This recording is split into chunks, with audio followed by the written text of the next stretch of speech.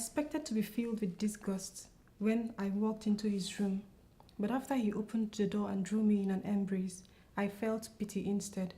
Heart-rending pity, so melancholic I was stifling a cry as he groped my breast, tugged at my panties and his groin, crushing against mine.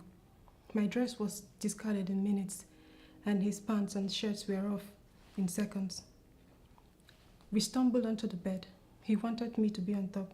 I tried to sleep underneath, to stare at the ceiling while he did his business. But he pled, his voice hoarse as he carried me onto his stomach, his waist thrusting upwards, his hands gripping my waist as his penis sought entrance. He exhaled. I shut my eyes and tried to count 200. He jerked in frenzy. His hands were everywhere, his waist thrusting and wriggling. I stared at the bedpost, willing my mind to concentrate on counting. Instead, Papa's lean face hovered over me. He was in pain.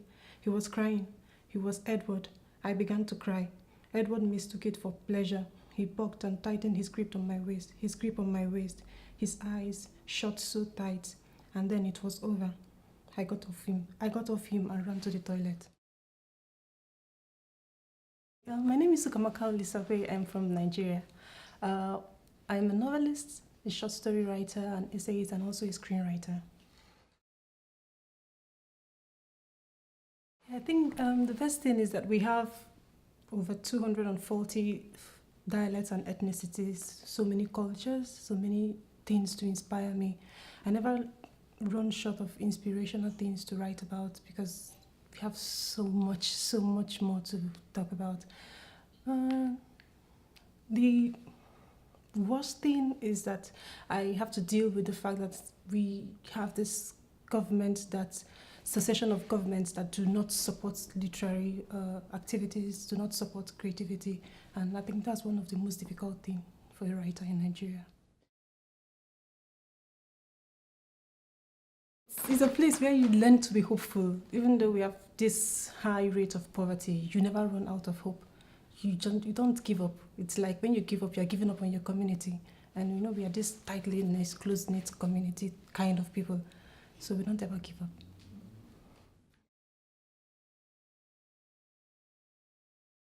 Okay, the most beautiful part for me, recently, I learned how to write longhand, with a pen and a book, because it enables me opportunity to process my thoughts, pen it down, and then after I'm done, I have to transport to my laptop. So for some people, it looks quite tedious, but I think it's most easier for me because I get to process my thoughts really well. I'm not so good with technology. And the most difficult part is having to edit. No, it's so innovating. Of course, yes, I think so. Even though so many writers don't want to be burdened with that public duty responsibility sort of thing, I think you owe the community you write about the duty to be truthful, to be honest about your writing, and it can be quite a burden because you have to represent them as truthful as possible and not strip them of their dignity when you write. So, yes, I think you have a duty as a writer to do that. Absolutely. I will take my country for example. We have this government who are so engrossed into supporting the entertainment industry. The past governments at the point plunged in millions of dollars supporting the movie industry and all that, and even the music industry, but none goes to the literary industry. And a community stands the risk of losing its best resource, its best people, creative people, to other communities where they get support, because a writer always needs support, financial support, and if they get it elsewhere, you lose your own work, you lose your own people to the outsider who support them. And then for those people who stay back, who don't get that support, there is always this risk of churning out mediocre works. So yeah, so for the state, yes, the state should support literary projects, and through, like in my country, we have just one residency program owned by a writer, which is so sad. So the way the state, like my country, should help is by collaborating with universities and institutions and colleges to run residency programs for writers. So most of us don't keep going abroad for residencies. They can also support, maybe set up an agency that will fund literary works and documentaries and other forms of artistic expressions. Yes, it's a speech actually by Chimamanda Ngozi Adichie, the speech "We Should All Be Feminists." When she gave that talk at the TEDx Houston in London, it was so controversial that it sparked this major debate in my country about feminism. Oh, we in my country, we have this idea that feminism is kind of enabling women to usurp men, and all that. So, and recently, and after she gave that talk and Beyonce featured it in her music video Flawless, it became a global sort of campaign. In fact, she was the one that kind of made Beyonce a feminist. And then recently she wrote a 9,000 word piece about also how to raise a girl feminist, and it all boils down to we should all be feminist. What it did for me is this. Before listening to her speech, I always was this writer who was too careful about how I represent women in my stories.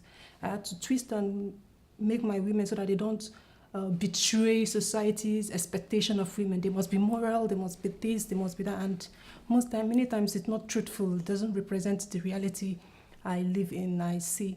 But after listening to that speech, I didn't give a damn anymore. I had to tell the stories. Yes, women also have extramarital affairs, and I had to tell it. Before then, I was too scared that people would read it and they'll be like, oh, are you sure you're not writing about yourself, that sort of thing. But after listening to that speech, it's kind of set me free, and I just tell the story as truthful as those experiences, those things we see when we're growing up and we're not allowed to question. But reading and watching Chimamanda Ngozi Adichie's speech kind of gave me that strength to do that.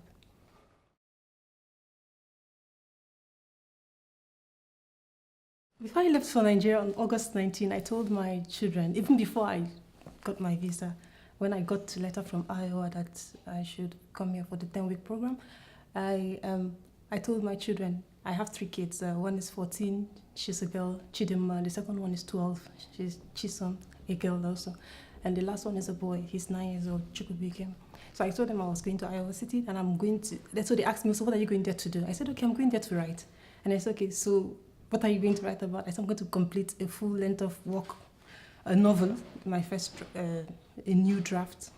So when I was leaving, they gave me this letter. The 3 of them kind of teamed up, and they wrote a letter and reminding me to not forget my target, to make sure that when I get back home by December, that I will have that completed work of fiction. So when I got here, here there's this calm, this sense of place about Iowa City that made it so comfortable for me, and I had to keep their letter on my desktop. So every day I look at that letter and I remember, oh, these children will be waiting for me, when I get back to Nigeria. So where is that thing you came back with? So I write every day. So this